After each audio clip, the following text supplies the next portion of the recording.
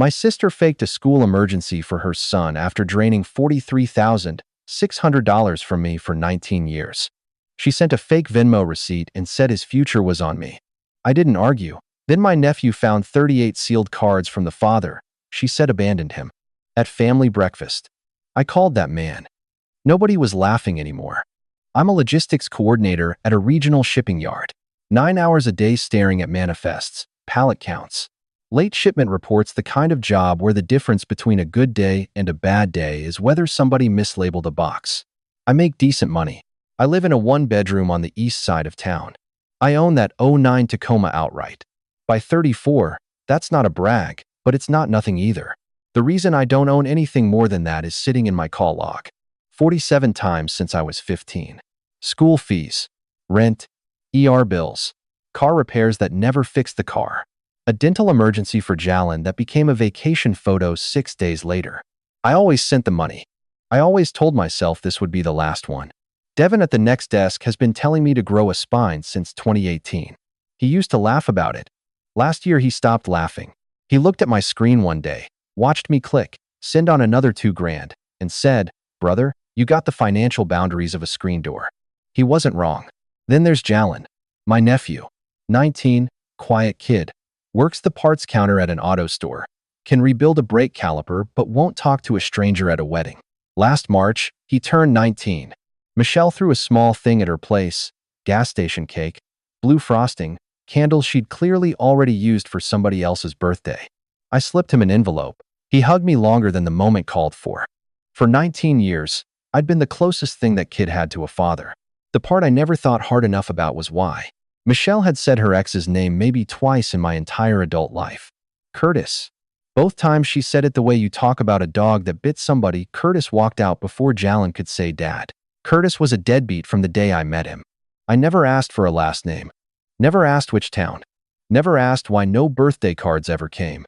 I just nodded, because that's what the family did. And nodding made me part of the lie. What I didn't know yet, sitting at the kitchen counter that Tuesday morning with her voicemail still glowing on my phone, was that Curtis had been writing the whole time. I texted her back at 6:12, on my way to the truck. "Send me the school's billing email. I'll wire the registrar direct. Save you the headache." The reply came before I'd even finished my coffee. "Don't make this complicated, Marcus. Just send it to me. I already paid the deposit, see?" A screenshot followed. Venmo. Her account on the left, the school's name on the right, $1,200, marked sent. According to her, she'd already covered the deposit out of her own pocket, and all I had to do was fill the $3,600 gap. Suddenly, a $4,800 emergency had a different shape, only $3,600, like she was doing me a favor by having it. I told her I'd think about it. Then I drove to work. I didn't open the screenshot again until lunch. Tuna sandwich, fluorescent break room, 12 minutes left on the clock. I pulled it up on my desktop, where the screen is a lot bigger than my phone. I stare at shipping interface screenshots all day. I know what fonts are supposed to look like. Venmo uses Helvetica. The whole app, every line. I've sent enough Venmo to recognize it in my sleep. Her screenshot, the sent $1,200 line, was Calibri. The dollar sign sat 1 pixel too low. I sat there with my mouth full of tuna, staring at it. I zoomed in. I zoomed out. I cross-checked it against the last legit Venmo receipt I had on my own phone. Same app, 2 different fonts. She'd built it in Word, screenshotted it, cropped it, and sent it like nothing. I didn't say a word. I just saved the file. Then I saved every other screenshot she'd sent me in the last 6 months. At 12:45, I walked it over to Devin at the dock and showed him.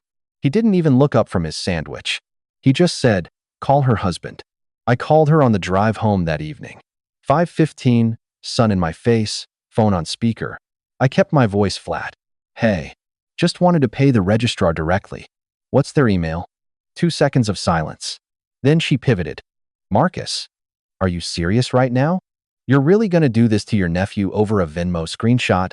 I didn't answer. "You always make yourself the victim, Marcus. Every single time. He's gonna lose his spot, and you're sitting here playing 20 questions about a school email." I let hair run. "By the way, it's not $4,800 anymore. There's a late fee, so if you wait one more day, it's $5,200. And that's on you." Don't me, Marcus. I am calling Mom tonight. I'm telling Mom you're letting Jalen drop out over $1,000 of your pride. I said okay. I told her I'd think about it. I hung up. I sat in the truck in my driveway with the engine off. The sun went behind the neighbor's roof. The last thing she'd said before I hung up was still bouncing around the cab.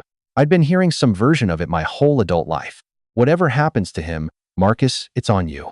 The next day at lunch, I played him the whole voicemail. Devin, Doc Coffee, half a turkey sub, diesel coming off the bay doors. He listened the whole way through. Didn't interrupt once. When the recording cut off, he wiped mustard off his thumb and said, "That's not a meltdown. That's a script." He didn't bring up the husband line from the day before. I didn't either. Not yet. He laid it out flat. 47 calls in 19 years, roughly one every 5 months. The amounts climbed every couple years. The emergencies rotated. Tuition, ER, rent, dental, car. Nobody ever got an itemized bill. Nobody ever got a receipt afterward. Nobody ever asked twice, because the family didn't have a culture of asking. 43 grand, brother. That's half a house in this town. You didn't lose that money. She earned it. I just sat there. When was the last call before this one? I had to think. February. Maybe early March. So she was overdue. This wasn't panic. This was on schedule. He let that hang. My cousin T ran this on my mom, my aunt, all of us. 30 grand over 6 years. We caught her because she got lazy. You know what we found in her apartment? What? A notebook. Names, dates, dollar amounts. Color-coded. People like that always keep score. Otherwise, they lose track of which lie they told who. He drained his cup. Marcus. She doesn't need a loan. She needs to be caught. The next night, 11:14, somebody knocked on my door. I wasn't expecting anybody. I'd just gotten out of the shower. I checked the peephole and saw my nephew standing on the welcome mat with a duffel bag at his feet and his auto store hoodie zipped up to his chin. I opened the door. He didn't ask for money. He didn't say his mom sent him. He just looked up at me with red eyes and said, "Uncle Marcus, can I crash on your couch tonight?" I let him in. He didn't take his shoes off. He walked straight to the living room and sat on the edge of the couch like he was at a job interview. The duffel he set on my coffee table, and that was when I knew he hadn't come for a sleepover. He came for an audience. He unzipped it slowly. 3 days of clothes, folded. His phone charger, a black composition notebook with the kind of mottled cover everybody had in middle school. A manila folder, soft at the corners. And on top, a small Tupperware container with a peeled label. He didn't touch the notebook. Didn't touch the folder. He looked at the carpet. Then, very quietly, "Uncle Marcus, I think my mom's been lying about my dad." He took a breath. "I think she's been hiding him." I sat down across from him. I didn't ask questions. I just waited. He pulled the manila folder onto his lap and opened it. Cards. 38 of them. Birthday cards and Christmas cards alternating, stacked by date. Every single one still sealed. Every envelope addressed in the same blocky right-leaning hand. Jalen Boyd, the childhood house, the one Mom still lived in. The return address was where the heir left the room. Curtis Boyd. Boyd HVAC. 60 miles north. A real address. A real company. A man who, according to my sister, had walked out without leaving a phone number. Jalen lifted the oldest card off the stack dated 19 years ago, corners soft. He slid a thumb under the flap. It opened easy. Whatever glue had been there had given up a long time ago. Inside was a card with a cartoon birthday cake. And taped behind the printed message, a Polaroid. A man in a navy uniform shirt sat at a kitchen table. Across from him, in a high chair, a toddler, maybe 2 years old, chubby cheeks, smiling so wide his eyes were closed. Between them, on a paper plate, was half of a peanut butter sandwich. On the back, in the same blocky writing, 4 words. "Our Saturday breakfast." Jalen stared at it for a long time. Then he whispered, "I remembered this. The sandwich. She told me I made it up." He set the Polaroid down beside the open card. He reached into the bag and lifted the composition notebook onto his lap. "I started writing the day I found the first card," he said. 5 years ago, I was 14. He opened it. "I read shipping logs for a living. I know what a real ledger looks like." This was a real ledger. 212 pages. Dated entries. The earliest in careful 14-year-old handwriting. The newest, 3 weeks old, in the same hand grown up and tighter. He read me 3. April 12th, 2021. Mom said dad died in a wreck on the highway. October 9th, 2021. Mom said he never died, just left when I was a baby. March 3rd, 2023. Mom said the cards from Aunt Sue at Christmas weren't really from Aunt Sue. They were from her boss. She said Aunt Sue lies about giving us money. Each line had a small asterisk next to it if the lie had to do with money. The asterisks were everywhere. He turned the pages slowly. Some entries had a second date in different ink, the date Jalen had later caught the lie. One read, Mom told me Uncle Marcus only sent 400. Bank deposit was 2,000. I'd wired her 2,000 that November. He'd been keeping receipts longer than I had. When he closed the notebook, a folded sheet of graph paper slid out from the back cover and landed face up on the coffee table. It wasn't a school assignment. It was a chart. Down the left side, in red ink, Marcus, Mom, Dad, Aunt Sue, Uncle Ray, Cousin Trina. Across the top, tuition, rent, ER, car, dental, other. The cells were colored in. Green for the ones who had paid, yellow for the ones who'd asked questions, red for the ones who'd refused. Every cell had a date and a dollar amount in tiny printed numbers. My row was almost entirely green. The bottom of my column read $43,600. Aunt Sue's was mostly green too. $11,200. Mom's was a mix. $19,500. Dad's was 3 green cells, then a row of red, and at the bottom of his column, in pen so hard it almost tore the paper. Refused 2017. Won't ask again. Dad had seen this coming 5 years before the rest of us, and he'd kept his mouth shut anyway. At the very top of the sheet, in red ink, double underlined, Target's rotate cycle. I don't shock easy. I sat there a long time before I could speak. She'd been scheduling her sob stories like shifts. Jalen reached into the manila folder one more time and pulled out a second envelope. Smaller. Pawn shop receipts. Under Michelle's name and ID, every one of them. 2 towns over. Going back 4 years. He set them down one at a time, like dealing cards. A 2019 ticket for our grandmother's diamond stud earrings. $340. The same stud she'd worn in her wedding photo. A 2021 ticket for a Honda generator I thought I'd lost in my move. $280.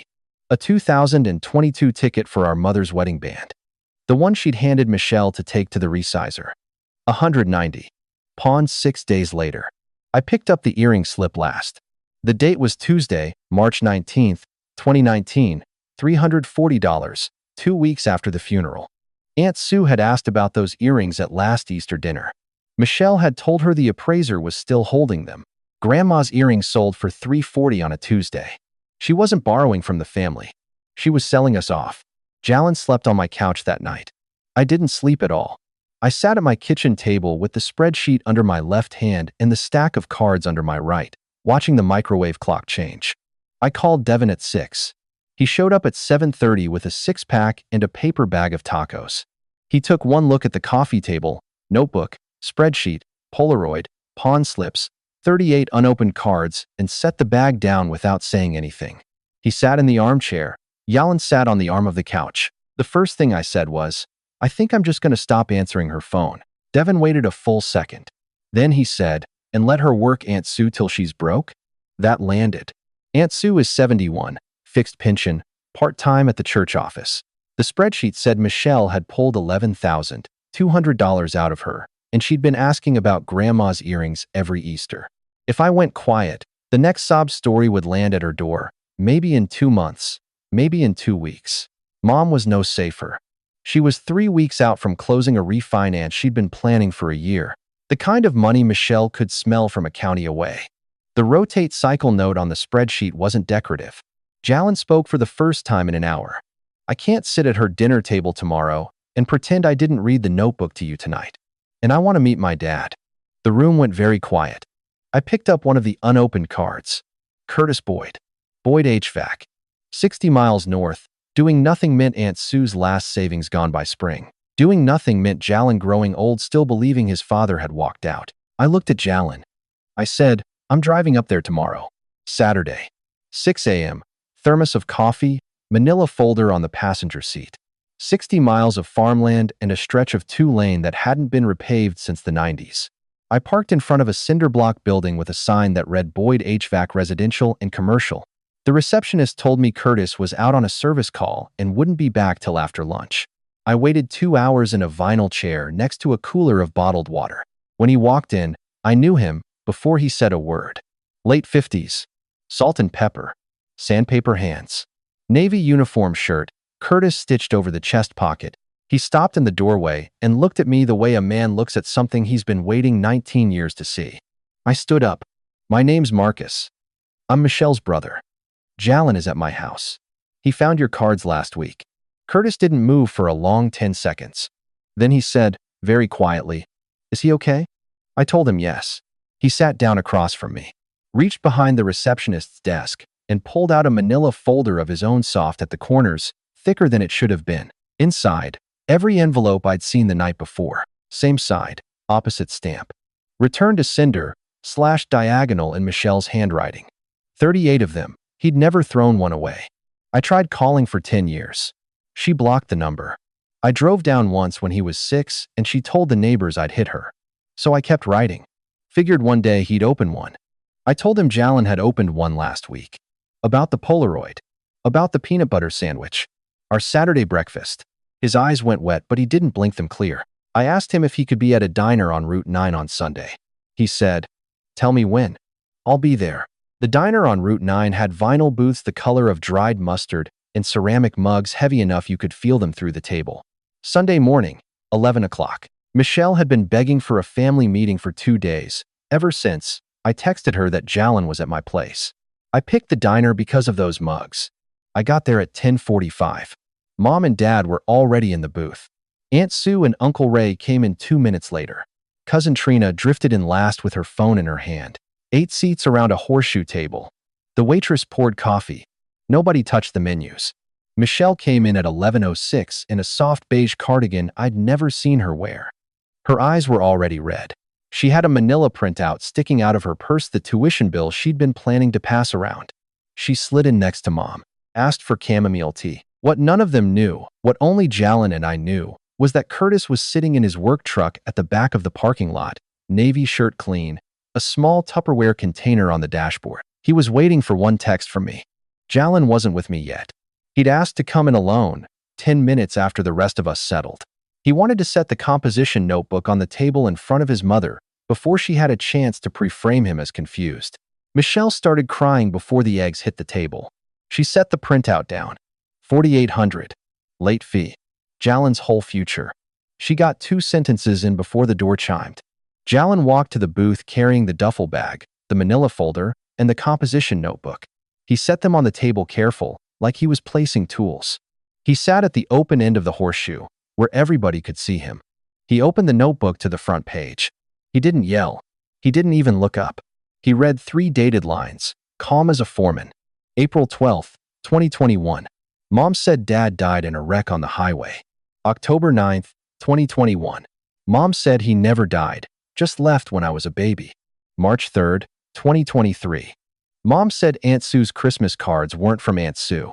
She said Aunt Sue was lying about giving us money. Aunt Sue's hand went over her mouth. She made a small sound nobody at the table had ever heard out of her. Jalen kept going. He slid the spreadsheet across to Mom. He slid the pawn slip for Grandma's earrings to Aunt Sue, who looked at the date, looked at the number, looked at her sister, and started to cry without sound. He set the Calibri Venmo screenshot down in front of me. Michelle ran every play in the book at once. "This is insane. He's been in a bad place. Mom, Marcus put him up to this. None of this is what it looks like. Mom, if you believe a word of this, that is on you." Jalen turned a page. Page 73. April 12, 2021. "You told me my dad was dead, Mom." He looked up at her for the first time, and I remembered the peanut butter sandwich. Michelle went white. The booth went still. She turned away from her son, away from her mother, and toward the only person in the booth she still thought she could move. "Marcus. Marcus, listen to me. You did this. You took my son. You owe me, Marcus. You owe." I set my mug down. Heavy ceramic. It barely made a sound. I said, "I called your husband. He's outside." Her face did something I'd never seen it do before. It just stopped working. I picked up my phone. I sent the text. 30 seconds later, the door chimed and Curtis walked in. He didn't look at her. Not once.